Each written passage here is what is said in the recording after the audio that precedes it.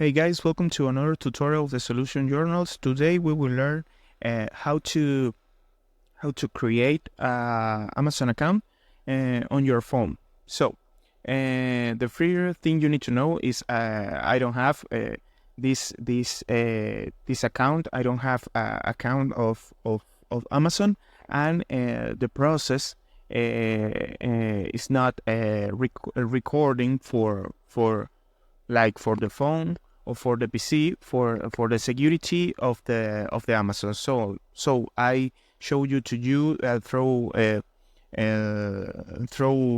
screenshots, photos about the process in another device. So in a Spanish device. So I translate to you the process. So the first step is go to the application, download the application of Amazon here, and you need to. The first page is the create the account. In this part, you need to put your name, nombre y apellidos.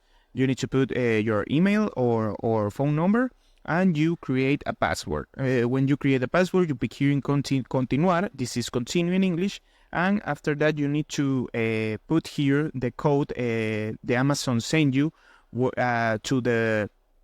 to the email you register for the account. So you pick here and crear tu cuenta de Amazon. This is create your Amazon account. You pick here and you create your account. This is a easy process to do. This is if you want, you can